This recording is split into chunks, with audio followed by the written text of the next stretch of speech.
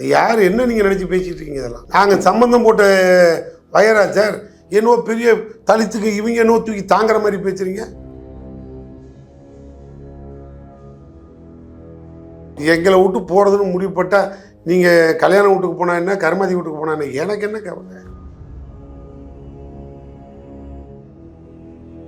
இப்போ உங்கள் வயால சொன்னதை பப்ளிக் சொல்லுது. யோ அவங்கள திருடன்ட்டு நீயே திருடனை கூட்டிகிட்டு போட்டியா? அப்போ நீயும் திருடன் தானே. இப்போ நீ சொன்னதை தான் பப்ளிக் சொல்லுது. ஒரு ஆரிய ஆட்சியில் தமிழ்நாட்டுக்கு ஏற்படக்கூடிய அத்தனை இழப்புகளையும் திராவிட கட்சி எதிர்கட்சியாக இருந்து காப்பாற்றின வரலாறு திமுக. இது என்ன சார்? இது தைக்கவா பிக்கவா? இவங்க என்னத்தை தைக்க போகிறாங்க, என்னத்தை பிக்க போகிறாங்க? நீங்கள் பிச்சது தான் என்ன, தைச்சது தான் என்ன, இதெல்லாம் நாங்கள் பார்த்துக்குறோம். எங்களை பொறுத்த மட்டும் நாங்கள் எதிரி கட்சி இல்லை, எதிர்கட்சி தான். என்ன அவங்க கேட்குறாங்களோ, என்ன தவறாக ஒரு செயல்பட்டால் நாங்கள் சுட்டி காட்டுவோம், ஓடிட்டு காட்டுவோம். இது தப்புமோ திருத்திக்கான போராடுவோம். நாங்கள் இந்த ஆட்சி அதிகாரத்தையே செட்டப் பண்ண மாட்டோம், தூக்கி அடிச்சுட்டு போகிறாள். எங்களுக்கு தோளில் கிடக்கிற துண்டு தான் இந்த அதிகாரமும் பதவியும். முதல்ல அவர் இந்த ஊழலுக்கும் லஞ்சத்துக்கும் இவ்வளோ வசனம் பேசுகிற இந்த ஆட்சியிட்டம் நான் எதிர்பார்க்கறது,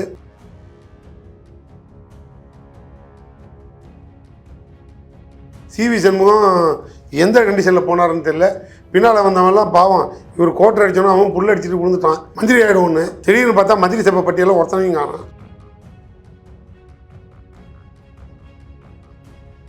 அவ்வளோ பலன் அடைஞ்சிட்டு பால் ஊற்றுறதுக்கு பதிலாக பால்டாயில் ஊற்றிட்டாங்க. இது இழப்பு அந்த மக்களுக்கு.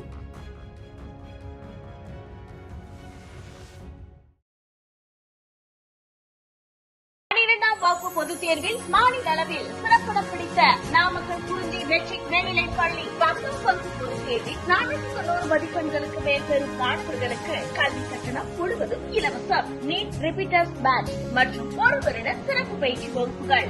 குறிஞ்சி கல்வி நிறுவனங்கள், காவேரிப்பட்டி, நாமக்கல். உலக தமிழர்களுக்கு வணக்கம். இது கிங் டிவி. இன்றைய நிகழ்வு நம்மோடு திராவிட முன்னேற்ற கழகத்திலிருந்து செய்தி தொடர்பாளரும் வழக்கறிஞருமான திரு சூர்யா வெற்றிமுறை நினைக்கிறார்கள். சார் வணக்கம். வணக்கம் சார்.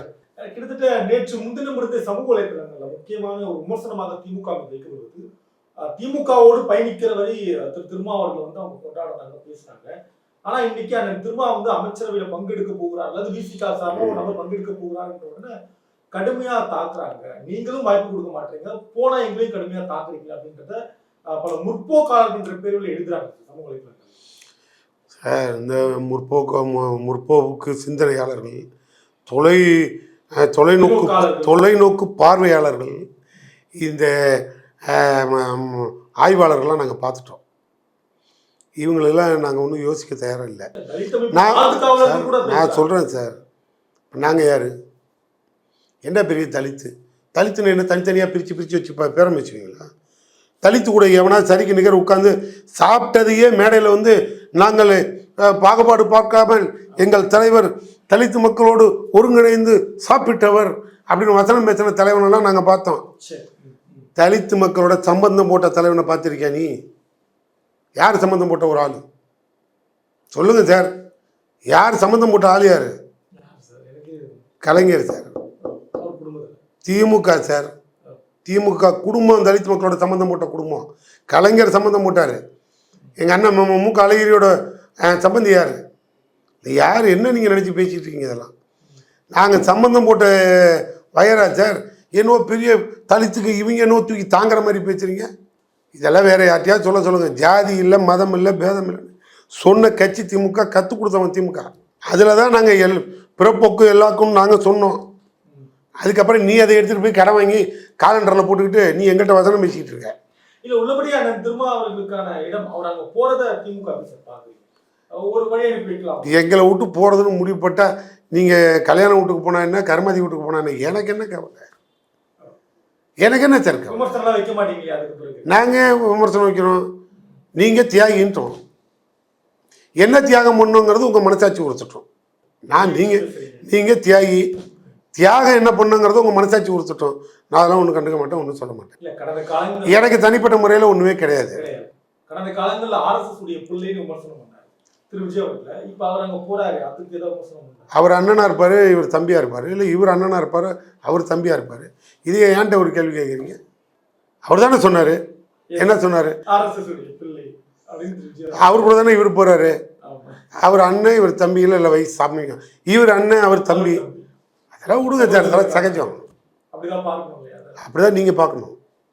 இப்ப நீங்கள் என்ன என்னைய பார்க்கணும்? இப்போ எல்லாத்தையும் நானே பார்த்தா நீ என்னத்தை பார்ப்பீங்க? அப்பா எல்லாமே மனசாட்சிக்கு கட்டுப்பட்டு கேள்வி பதில் வைப்போம். நான் ஒன்று 2 கேள்வி கேட்குறேன்னா உனக்கு மனசாட்சி இருந்தால் நீ பதில் சொல்லு. இப்போ நான் இது கேட்டேன், விஜய் எங்களை திருடன்னு சொன்னாரப்பா, திருடனை கூட்டிகிட்டு போய் அவர் உட்கார்ந்தாரு, இப்போ நீ அவரை திருடன்னு சொன்னால் ஒத்துக்கவே மாட்டியான்னு. தப்பு தான், நீ தானே சொன்ன, தப்பா இல்லையா? தப்பு தானே. அப்போ இதுதான் நான் சொல்கிறேன், இதுதான் பப்ளிக் பேசுது. இப்போ உங்கள் வயால் சொன்னதை பப்ளிக் சொல்லுது. யோ அவங்கள திருடன்ட்டு நீயே திருடனை கூட்டிகிட்டு போட்டியா, அப்போ நீயும் திருடன் தானே. இப்போ நீ சொன்னது தான் பப்ளிக் சொல்லுது. எப்படி திரு விஜய் அவர்களை எதிர்கொள்ள போறீங்க? நீங்க அம்மையார் ஜெயலலிதா எம்ஜிஆர் எதிர்கொண்டது, திரு விஜய் எப்படி எதிர்கொள்ள போறீங்க? அதனால் ஆட்டமாக ஆடி என்னை ஆட்ட முடியாது, அசைக்க முடியாதுன்னு சொன்ன ஜெயலலிதாவையே அரசியலில் அடக்கம் பண்ண கட்சி திமுக. அரசியலில் அடக்கம் பண்ண கட்சி திமுக. அந்த ஆதிக்கத்தை புரியுதா இல்லையா? ஏன்னா ஒரு பாப்பாத்தி என்னை ஆட்ட முடியாது, அசைக்க முடியாதுன்னு அசம்பிளியில் பேசின லேடி. அப்படிப்பட்ட லேடியையே தமிழ்நாட்டில் அதை எதிர்த்து அது கொண்டுட்டு வந்த திட்டங்களை தோல்வி அடித்து தமிழ்நாட்டுக்கு வர வேண்டிய ஆபத்தெல்லாம் தடுத்து ஒரு ஆரிய ஆட்சியில் தமிழ்நாட்டுக்கு ஏற்படக்கூடிய அத்தனை இழப்புகளையும் திராவிட கட்சி எதிர்கட்சியாக இருந்து காப்பாற்றின வரலாறு திமுக உண்டு. அப்படிப்பட்ட ஜெயலலிதாவையே பேச பண்ணிட்டோம். அது ஆரிய திமுக, ஆரிய திராவிட முன்னேற்ற கழகத்திலிருந்து திராவிட முன்னேற்ற கழகம் தமிழ்நாட்டு மக்களை காப்பாற்றிடுச்சு. இது என்னச்சார், இது தைக்கவா பிக்கவா? இவங்க என்னத்தை தைக்க போகிறாங்க, என்னத்தை பிக்க போகிறாங்க? இவங்க பிச்சது தான் என்ன, தைச்சது தான் என்ன, இதெல்லாம் நாங்கள் பார்த்துக்குறோம், பொறுத்துறது பாருங்கள். யோகிய நாங்கள் அதிகாரிகள் லஞ்சம் வாங்கக்கூடாது, அமைச்சர்கள் அத்துமீறி செயல்படக்கூடாது, எம்எல்ஏக்கள் அத்துமீறி போகக்கூடாது, ஆச்சா ஊச்சா டாப்னு எல்லா வசனம் பேசினார். ஒரு எம்எல்ஏ போலீஸ் ஸ்டேஷனில் போய் கட்டி பிடிச்சிட்டு சண்டை போட்டுக்கிட்டுருக்கான். ஆட்சிக்கு 6ஆம் நாள் கட்டி பிடிச்சி சண்டை போட்டுக்கிட்டுருக்கான். இன்ஸ்பெக்டருக்கு அந்த ஆளுக்கு உருண்டு வாங்க போட்டுருக்கு. சிஎம் டிபார்ட்மெண்ட்டு ஒன்று தான்ங்கிறான் அந்த ஆள். அது எனக்கு தெரியும், நீ பற்றிட்டு போடான்றான் அந்த ஆள். இப்போ அவனுக்கு கட்சி ஆட்சி பாவம் அவங்களுக்கு ஒன்றும் தெரியாது, புரியுதா இல்லையா? அதனால் எப்படி போகுதுன்னு நம்ம பொறுத்தது பார்ப்போம். எங்களை பொறுத்த மட்டும் அங்கே எதிரி கட்சி இல்லை, எதிர்கட்சி தான். என்ன அவங்க கேட்குறாங்களோ, என்ன தவறாக ஒரு செயல்பட்டால் நாங்கள் சுட்டி காட்டுவோம், கோடிட்டு காட்டுவோம். இது தப்புமோ திருத்திக்கலாம் போராடுவோம். தேர்தலுக்கு முன்னாடி திருத்திக்கலாம் போராடுவோம். தேர்தலுக்கு முன்னாடி திரு ஆதவர்ஜன் அவர்கள் மேடையில் பேசின பேச்செல்லாம் ரொம்ப கடுமையா இருக்கு. முன்னாள் முதலமைச்சர் ரொம்ப கடுமையா பேசியிருக்காரு. இப்போ அவங்க கிட்ட அதிகாரம் இருக்கு. பலரும் என்ன சொல்றாங்கன்னா பழிவாங்கல் நடவடிக்கை எல்லாம் எடுக்கிறதுக்கான வாய்ப்பு இருக்கு. எப்படி எதிர்கொள்ள போறாங்க திமுக அப்படின்றத பேசுறாங்க. அதுதான் நான் சொல்லிட்டேனே, பழிவாங்கல். நாங்கள் மோடியை விட ஆதவ் அர்ஜுனாவுக்கு பவர் அதிகமாக இருக்கா? டெஃபினெட்லி கிடையவே கிடையாது. இருக்கா? சுப்ரீம் பவர் அவர் தான். சுப்ரீம் அவர் தானே.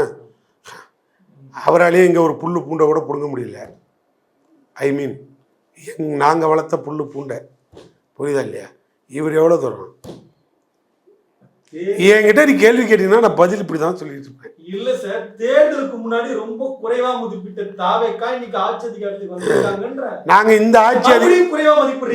இந்த ஆட்சி அதிகாரத்தையே செட்டப் பண்ண மாட்டோம், தூக்கி வச்சுட்டு போறாள்.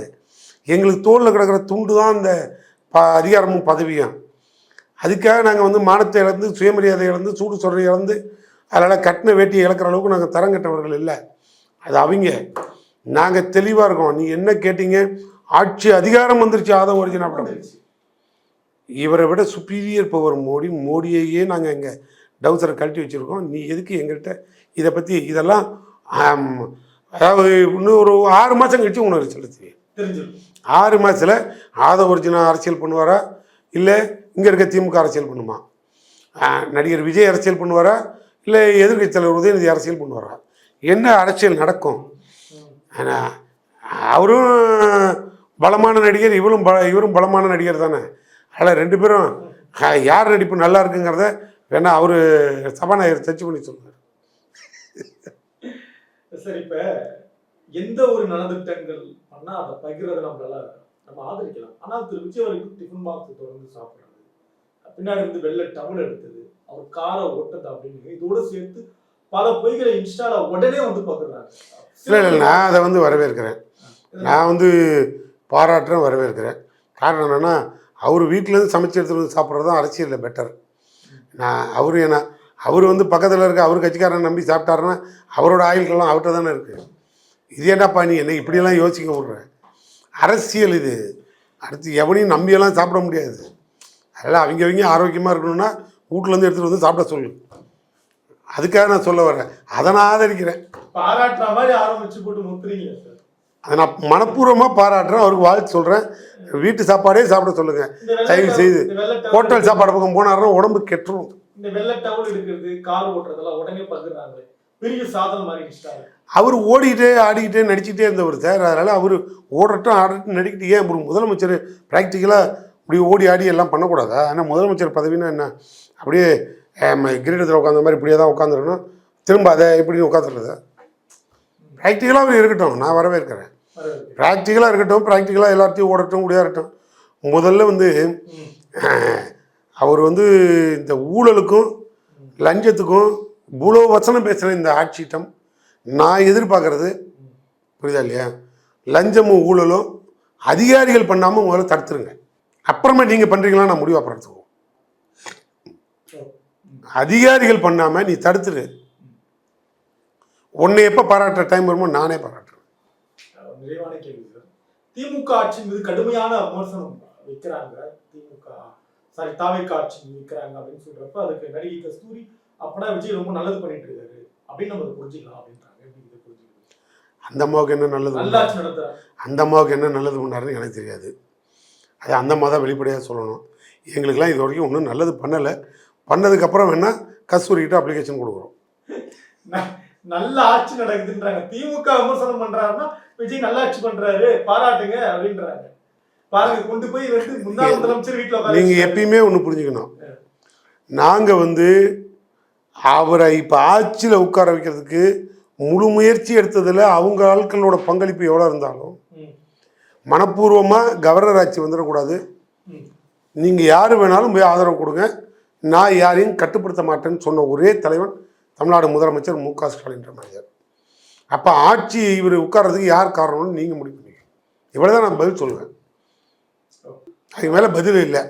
நாங்கள் நினைத்திருந்தால் கவர்னர் ஆட்சி எதுவுமே கிடையாது. எல்லாரும் அப்படியே இருங்க, வேலையை பாருங்கள், அவர் பேசாமல் போட்டுன்னு சொல்லி தான் கவர்னர் ஆட்சி.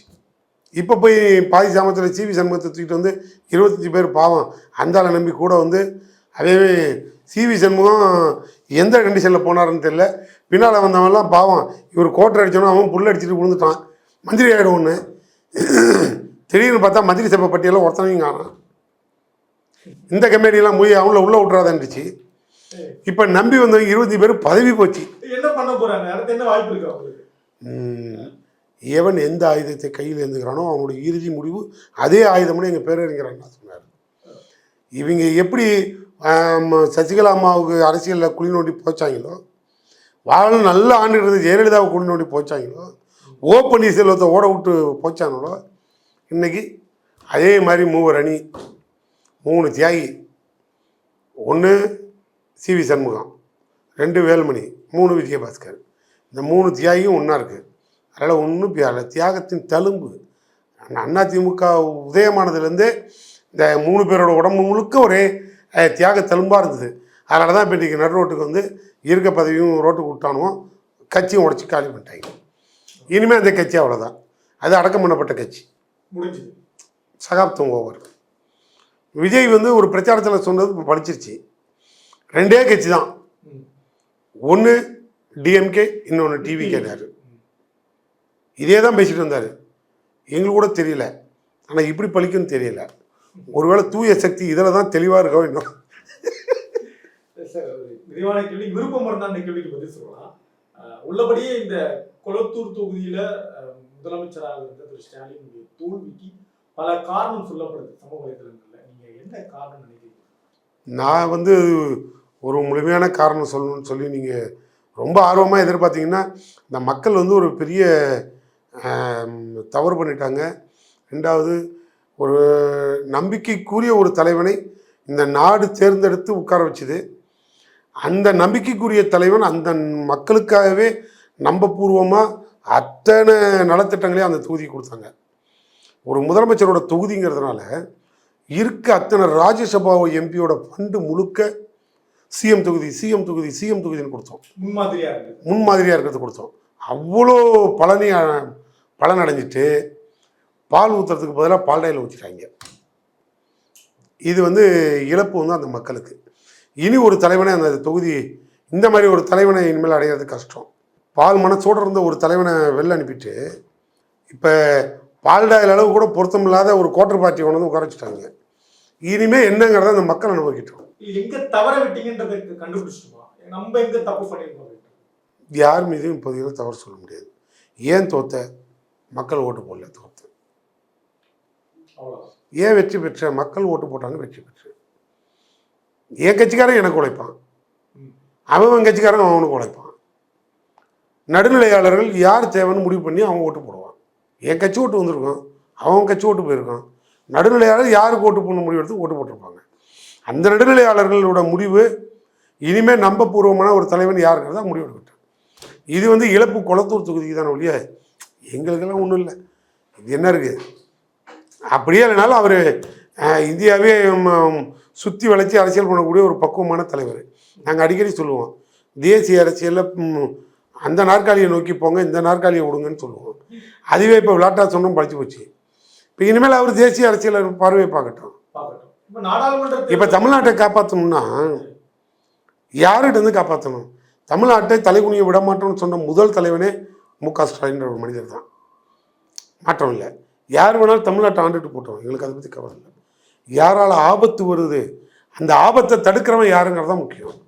ஆபத்தை தடுக்கிறவன் தான் ஆண்டவன்.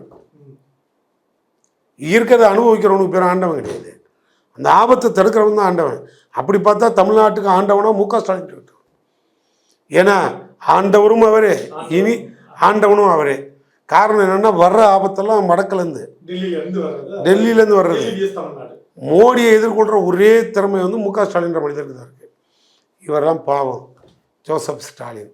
ஐயா ஜோசப்பு, எதை சந்தோஷத்தை அனுபவிங்கப்பா, அப்புறம் பார்த்துக்கோ.